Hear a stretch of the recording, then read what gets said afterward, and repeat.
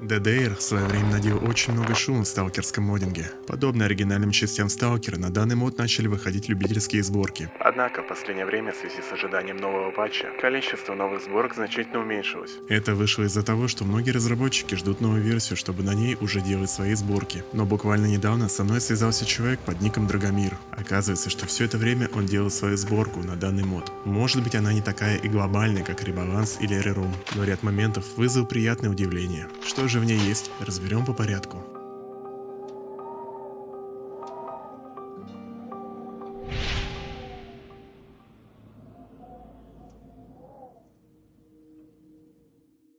Первое, что можно заметить, это обновленное главное меню. Теперь на фоне красуется колесо обозрения с трейлера Stalker 2.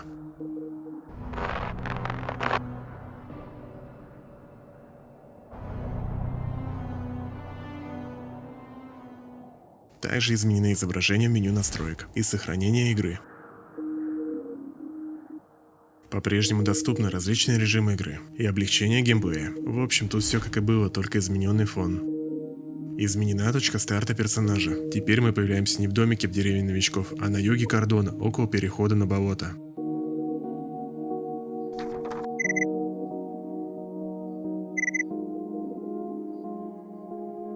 Моментально проверяем ближайший тайник.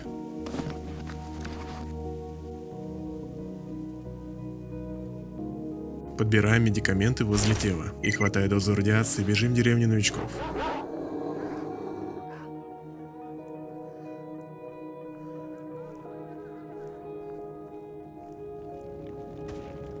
Далее все по стандарту. Тайники, РПГ, бандиты, Мосинка, тайники.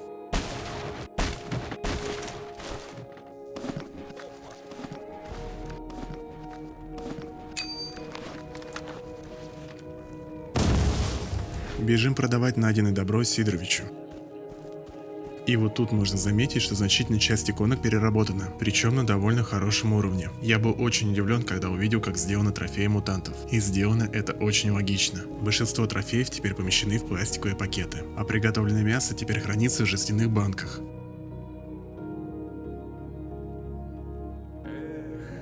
Вот всегда бы такая пруха была. Это если прикинуть... Ага, точно. Выглядит круто, видно, что сделано с душой. Кроме того, были изменены иконки многих костюмов.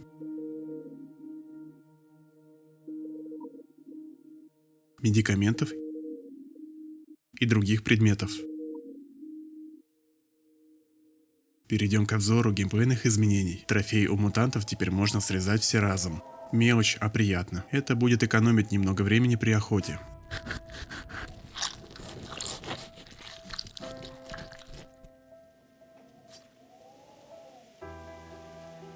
Здесь же найденные трофеи не обязательно продавать ученым или чистому небу. Шустрого теперь переработали. Вместо поломанных пушек он берет теперь трофеи и артефакты. Взамен вы можете получить различные ремонтные наборы. Подобно Шустрому был изменен и лесник.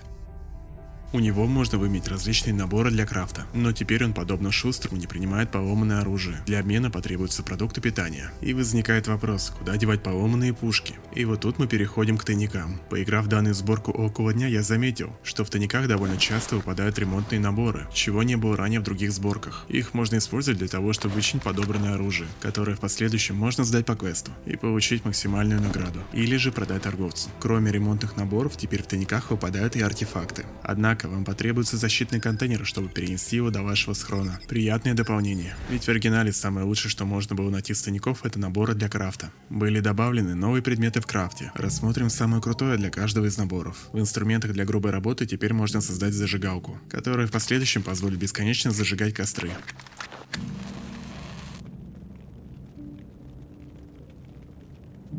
Из оружейных частей можно сделать набор для заточки ножа. Требуется переносить дополнительные килограммы? Создайте для этого подсумок. Еще больше? Тогда двойной подсумок. В инструментах для калибровки порадовало, что можно создавать детекторы отклик и медведь. Более крутые детекторы можно, как обычно, получить у ученых после их прокачки за документы. Очень много новых предметов появилось в крафте медицины. Теперь можно делать самогон, энергетики, эпинефрин, различные ампулы, поливитамины и антирады. Самое главное, что теперь для крафта нужны некоторые трофеи мутантов. Будет лишний стимул пойти на охоту. Очень логично и правильное нововведение. Было бы круто добавить еще крафт из артефактов. Может, в будущем кто-нибудь из разработчиков это и реализует. Наборы для крафта, как и ранее, нужно давать ремонтникам. Однако теперь у них поправлен баг, при котором они брали меньшую сумму за ремонт оружия при вычинке неисправностей.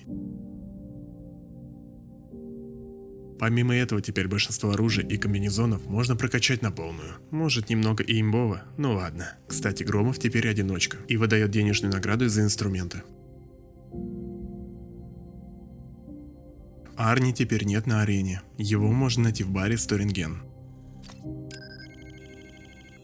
Были переработаны коробки со старыми патронами. Их теперь выпадать будет больше.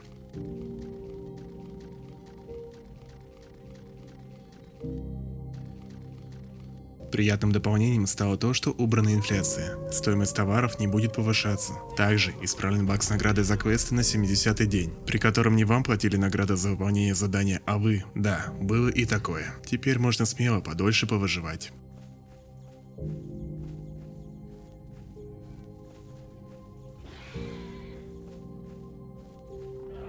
В сборке изменены показатели Медузы. Теперь она не дает радиации, но при этом ее и не выводит, а лишь дает дополнительную защиту от нее. Вряд ли будет полезным, но хорошо, что есть такое нововведение. Я по старинке буду продавать артефакты. Добавлен лут денег Steel NPC. Такое было и в других сборках на платформу Зов Чернобыля. Однако, дополнение вполне логичное, ведь не может быть такого, чтобы у других сталкеров вовсе не было денег. Одним из главных изменений является переработка комбинезона Сева. Это больше не монолитный комбинезон. С ним можно использовать различные рюкзаки и шлемы.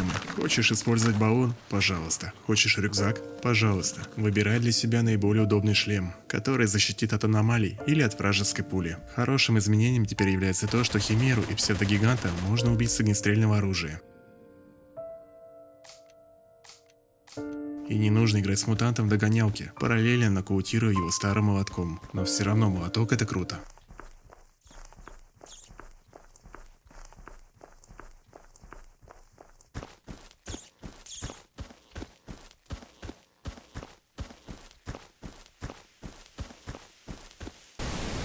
Имеется также ряд других изменений, например, характеристик комбинезонов и шлемов, времени поставок торговцев, спавна мобов и NPC, измененный HUD,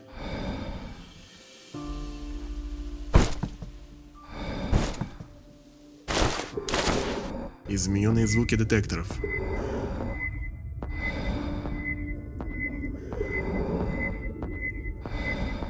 особенно стоит отметить спаун монолита на кладбище техники, в темной долине.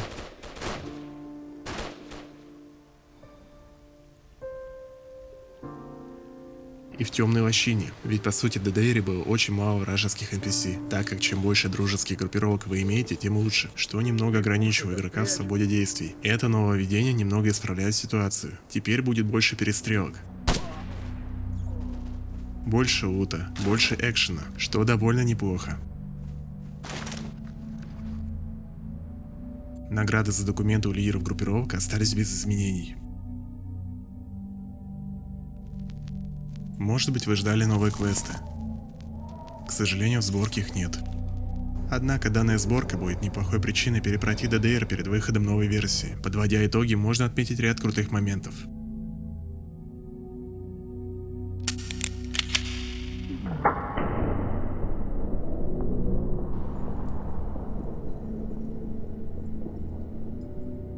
Очень крутые и логичные иконки. Наконец-то кто-то додумался хранить окровавленные трофеи в пакетах. Приятное расширение крафта. Особенно крафт медикаментов с использованием частей мутантов. Логичное наполнение тоников артефактами. И довольно интересная кастомизация Севы. Спасибо Драгомиру за проделанную работу.